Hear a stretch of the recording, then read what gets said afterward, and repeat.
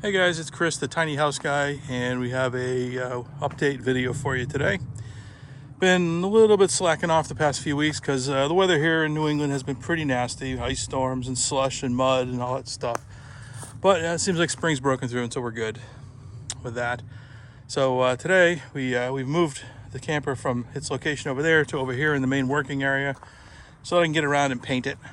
Did a few little projects past few weeks, nothing too major, but one of the big ones is this sort of Max Air, I don't know what the hell that thing's called, Max Air vent, I guess. You typically use them large RVs for like a shower stall to get some of the steam out of the thing. But since this is such a small camper, it's going to work out great here. So you can see that's what it looks like on the inside. I'll give you a little zoom in. That little handle, you just sort of push that black latch at the top, pop it out, and then there's a switch in there that turns it on and off. So the other thing we did is we did a little bit of painting here in the shower stall and the pan, just to see how this liquid rubber is gonna be, and it seems like it's gonna be good. So that's the project today. Is we got to sand this thing out. Let's get back out here. So we got to sand this out and apply liquid rubber. And earlier I actually put it on the scales to see what it weighs. Let me give you that number after I go through the rest of this stuff. So these are the products we're going to be using to cover the outside. We're using normal zoom there. So we're going to do liquid rubber. That'll be the main coating that we put on. We're going to put it on with this. This is an undercoating spray gun for putting on bed liner. It'll come out all globby and have a nice texture to it, whatever. One of the challenges we had is trying to figure out like how to get it to stick to the bed liner. So first of all, we say this bed liner is completely unsuitable for campers. I would say never use it. Highly don't recommend it. Let me show you. Let's see here. There's a good spot. So you can see right in here. See right there. It's all cracked. It absolutely is not flexible. I mean, it may be, that's a really bad one, but it's as the camper expands and contracts in temperatures, it just doesn't it cracks. So unsuitable. The liquid rubber, on the other hand, is really flexible. In fact, you can even show you how flexible on here. So this was a peel test. Some of this was unprimed.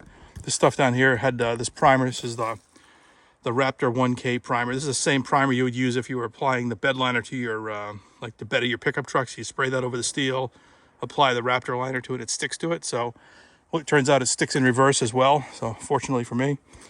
So this stuff, you can see how like I can actually stretch that up really, really nicely.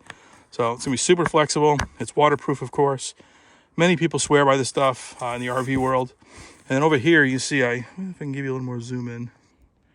So there, I had to peel that up with a razor blade. You can actually see where I gouged the wood with the razor blade. And I sort of peeled a little piece away. And,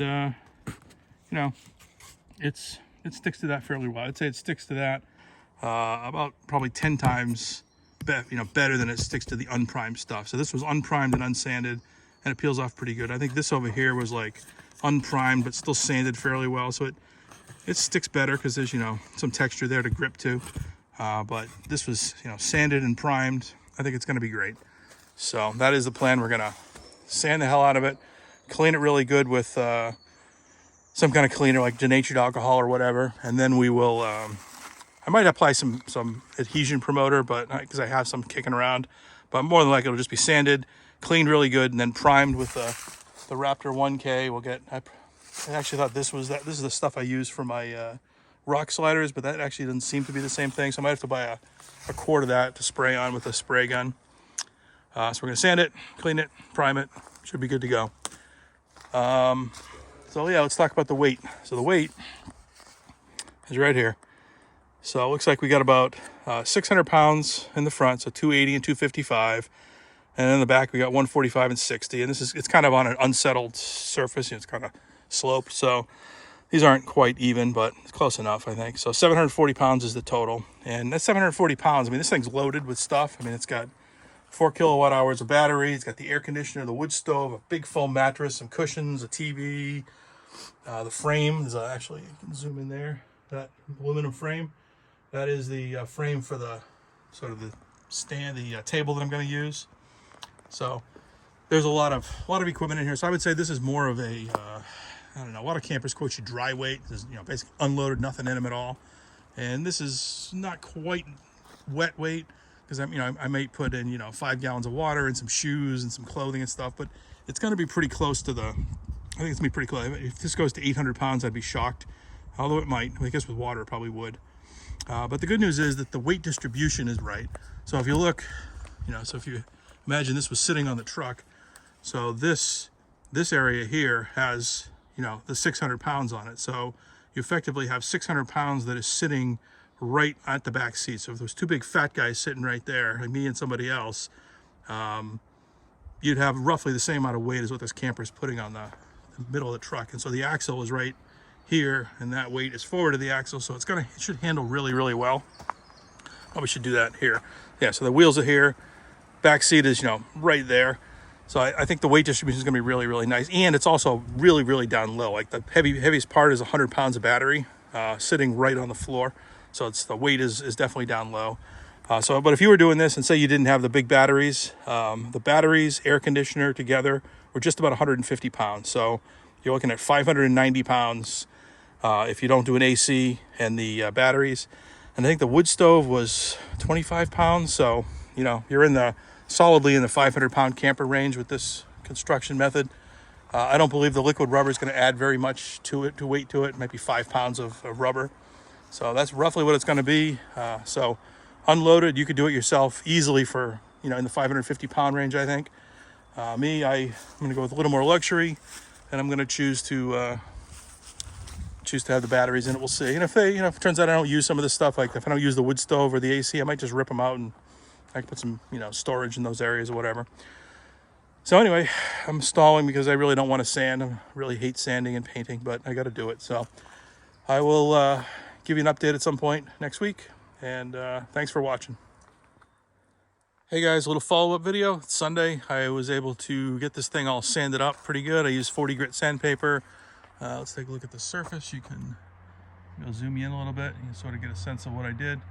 Very well sanded. Should be all scuffed up really nice, ready to accept primer.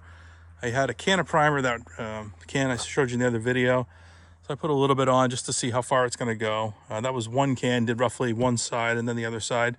So it's probably going to take 2 cans, maybe 3. It looks like it's only available at I can't even get it on Amazon, which is really weird. So I got the local AutoZone seems to have it. So I'm going to get a couple cans there and we'll see how far that goes. And necessarily, it's a little expensive, but it's the only thing that seemed to stick really well between the old bed liner and the new liquid rubber. So I guess I'm going to have to do it. The other thing that I did was, get you in a little bit. I did, this is Dicor self-leveling sealer. Basically it's it's a goo you put on there that sort of drips and oozes into all the nooks and crannies and seals up really well. It's used a lot in RVs, lasts good in the sun. So I put that on all the stuff on the roof, and so we should be ready to go. So this week we're gonna have a couple of 70-degree days, it sounds like. So I am going to take a day off, get this prime taped and sprayed. So that's the plan. I will post some follow-up videos. Let me show you the other side here quickly. That's been primed a little bit. I did seal up around my vents with the Dicor. Looks a little ugly, but hopefully when it's got rubber on it, you won't notice. So we'll see how that goes. Anyway, thanks.